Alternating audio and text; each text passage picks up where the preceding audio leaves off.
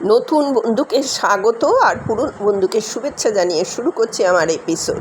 দেখুন, কড়া বসিয়ে দিয়েছি, কড়াতে তেল দিয়েছি, অলরেডি পটলটা এইভাবে কেটে নিয়েছি, আলুটা পাতলা পাতলা করে নিয়েছি, আর বেসিক একটু মশলা নিয়েছি, গোলমরিচ, জিরে আর লঙ্কা। এর মধ্যে কিন্তু আর কিচ্ছু দেবো না, মানে বেসিক মশলা দিয়ে এটা খুব সুন্দর হয় এই রান্নাটা। ঠিক যেভাবে করছি সেইভাবে করুন। দেখুন, আমি প্রথমে পটলটা বসিয়ে দিয়েছি। পটলটা এমনভাবে ভাজবেন যে আমরা ভাজা যেরকম খাই সেরকম কিন্তু ভাজবেন না, অথচ নরমভাবে খাওয়া যাবে। এইরকমভাবে পটলটা ভাজতে হবে।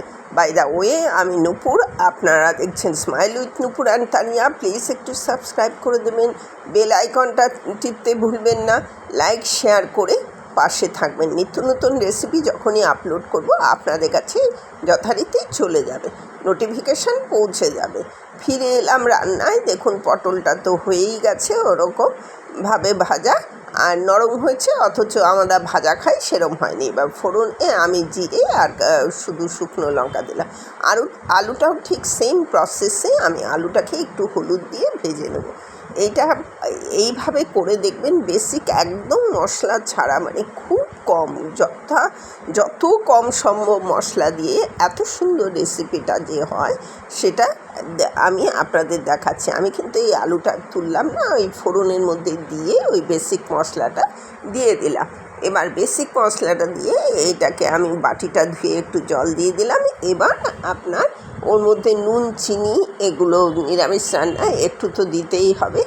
এইটা দেওয়ার পরে আপনার এই ইয়েতে মানে চিনি দিয়ে তারপরে আমি এটাকে একদম মানে এমনভাবে হবে, এটা ড্রাই হবে, অথচ আলু পটলের ডালনা যেটা করেন সেরকম কিন্তু হবে। এটা ভাজা ভাজা, ওপরে মশলাদার পটল, একটা মশলাদার পটল, মানে খুব সামান্য উপকরণে মশলাদার পটল। এটা যে কেউ করতে পারবে, মানে উপকরণটা খুবই কম। দেখুন, আমার প্রায় হয়ে গেছে। আমি এর মধ্যে কিচ্ছু দিইনি, টমেটো দিইনি, কিচ্ছু দিইনি, শুধু মিক্সি ধোয়া জলটা দিয়ে দিলাম।